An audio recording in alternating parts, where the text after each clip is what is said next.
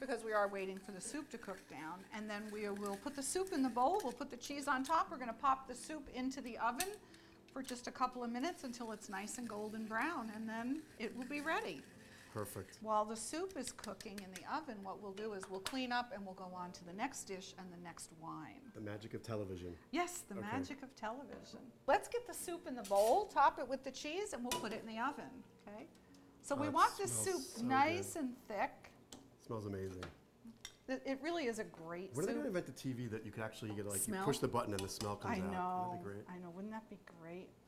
We also need that on Facebook, because we're always putting our food pictures on Facebook. Do you have a fan page, Barbara? I do, Stress-Free Cooking, with host Barbara Selig Brown. And I know you're one of my fans. I am a fan. I was egging you on there for a prop. I just started a fan page that I have like 3 people on there. Oh, So. well, I will be your fan. Okay, thank you. So Thank let's you. get some of this cheese on. Okay, nice clean hands. Your hands are your best kitchen tools. Okay. Okay, so get lots of cheese on there. And then we're going to put it in the oven and melt it? It's going right into the oven. It will melt. It'll be golden. It'll be so good. So it'll be yummy. All right, let me get this in the oven. We'll come back. We'll go on to the next dish. Anthony, what I'd like to do is make this chicken dish that my mother came up with, and it was really delicious. It uses ricotta salata, which, as we said before, is a dried, salted ricotta. And we're going to have to grate that because it is hard. It's not soft and creamy like what most people are used to. We have some fresh basil leaves from my patio, some fresh parsley, breadcrumbs, and some minced garlic. I'm just going to start with my chicken breast, and I'm going to cut a pocket in these chicken breasts. And so what I'm going to do is just hold my hand on the fattest part of the chicken breast, take a knife, just stick it inside, and I'm just going to cut a nice little pocket in there, so I'm not going to be bothered with flattening, pounding, rolling, stuffing, and worrying about things oozing out. Okay? So while I'm doing this, would you mind grating about half of that ricotta, Sure. please? Sure. While we're doing that, can we talk a little bit about the wine that you recommend for this? I've been thinking about this because you sent me these recipes ahead of time, and I thought, because I love red wine with everything, and most people would look at chicken and say white wine. But it's really what's with the chicken, isn't it? Sure. But I think that a lot of people just default chicken equals, white meat equals white wine. I would love red wine with every dish, even what you would have the whitest wine with, I would put red probably. But Okay. I would say we're looking for something medium-bodied here, nothing to clobber you. I'm not looking for a lot of oak. So I would say like a beautiful Barbera d'Alba from Piedmont, where the wines are inherently acidic, food-friendly, delicious and refreshing, but not really, really heavy in the tannic spectrum or in the oak spectrum. So this is going to Great. be a really nice wine. And this is a lighter red as opposed to one of those really Right. big reds. It's from the same territory as Barolo, but not nearly as big. as powerful as And we don't Barolo. need that big Barolo glass for this. No, that's for your brisket. That's for We'll my use- brisket. yeah, we Okay, have- from another show. Yes. All right, while you're doing that, I'm going to wash my hands. Be right back.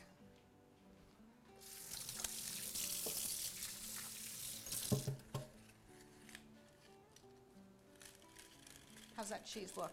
Beautiful. Good. All right, I'm Nice going to and switch dry. my cutting board also. Barbara, in Sicily, where my wife's family's from, in Messina, they actually have a ricotta that they bake. And even though around Italy everyone has a version of baked ricotta, nobody makes it like they do in Messina province, where it's actually the color of caramel. Oh, After 3 days in the oven, that sounds 3 days. they put it in and out 3 times, and it shrinks from 14 pounds to about 5. 14 pounds? So 14 they start pounds. with a lot. They start with a lot of ricotta, and it goes down to this little tiny disc about the circumference of this bowl. Oh my And when you God. cut into it, it's completely caramel. And your mother-in-law brought that back She sneaks it in the suitcase. in her underwear? Yes, exactly. And they grate it over pasta, and it melts like lava over red sauce. It's Oh, that fantastic. sounds fabulous. With So you are eggplants. so lucky to have that. I'm very lucky. All right, great. That looks wonderful. So now all we're going to do is add the basil and parsley and garlic to the cheese. Maybe half those breadcrumbs are going to go in there. Should I do it? Yeah, that'd be great. I know you love to cook. I do. I've never been trained, but I had 2 great grandmothers who cooked well. Thank you. That looks good. Okay, Can I pour you a glass of wine? please. I thought you'd never ask. I'm going to stuff my chicken breast while you are pouring the wine. Then we'll get this into a pan with some extra virgin olive oil and saute these.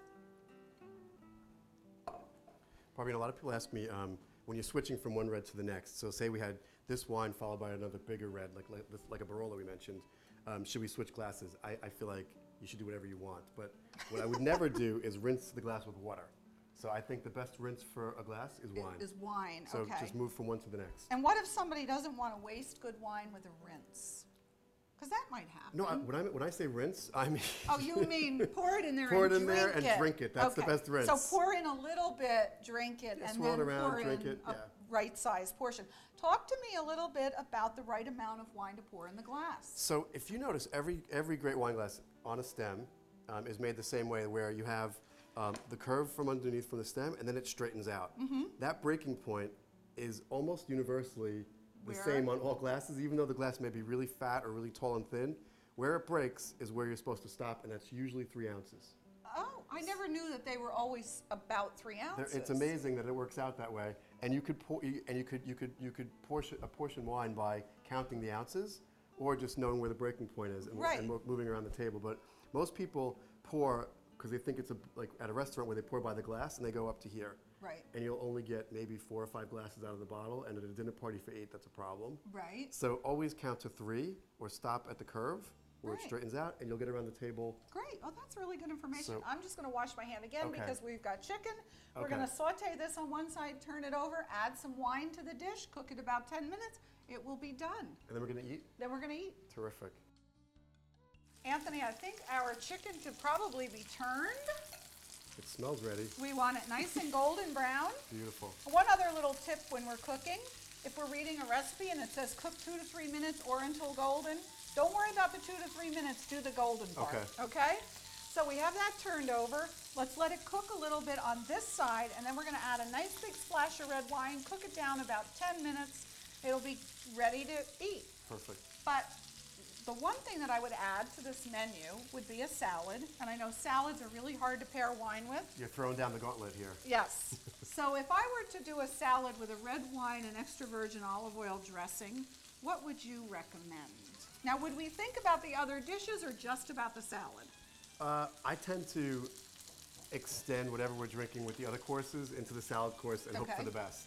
Because Salad is hard. It's the vinegar. yeah, it's the vinegar, because the vinegar vinegar. will pretty much corrupt anything you try and pair it with. But I think the more powerful the red wine, the better the chance it has to stand up to vinegar. Now, I've heard other wine experts talk about white with salad, but I think what you're saying about a big red with salad. I would do big red with salad. I don't I care. like that, because especially if you're having the salad after the main course. Right, because that's how Italians eat Right. salad at the end to cleanse the palate before dessert. Right, and so So I you've would had just red with the main course, perhaps? Yeah, I'd extend it straight through. So if we, for instance, we went from Barbera, moved up to a Barolo or a Brunello or a big Cabernet, and then I would put that with the salad course and hope for the best. Okay, so we have our red wine in here. It's going to deglaze the pan.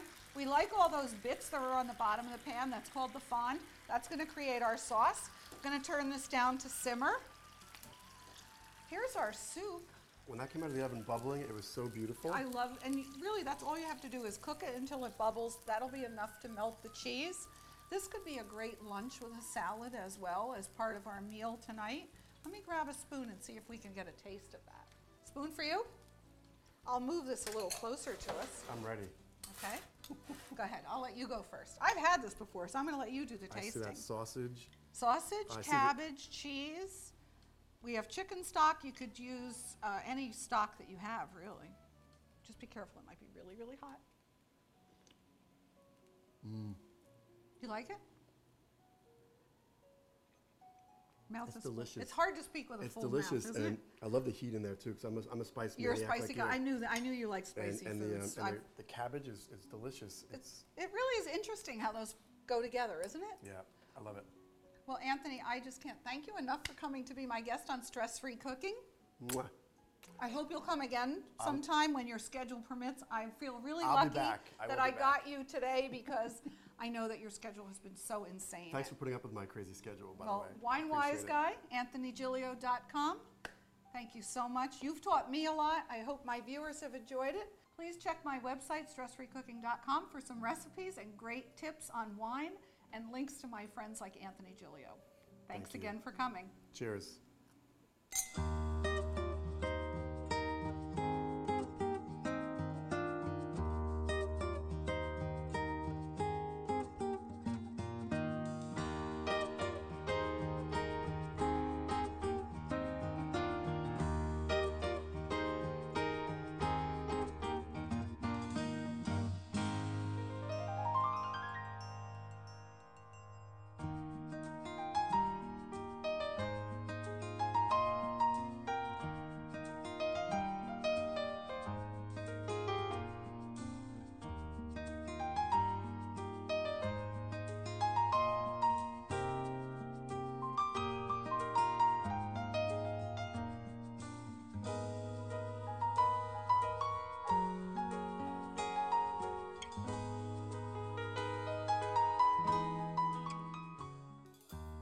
Stress-Free Cooking is brought to you by...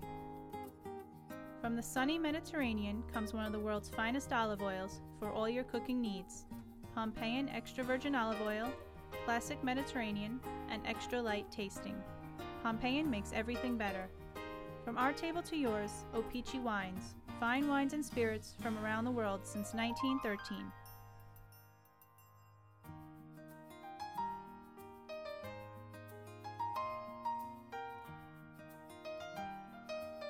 Cutco, the world's finest cutlery.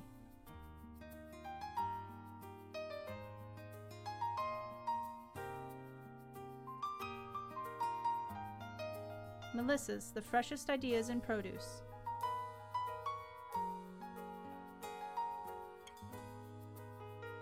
And Sub-Zero Wolf Appliances.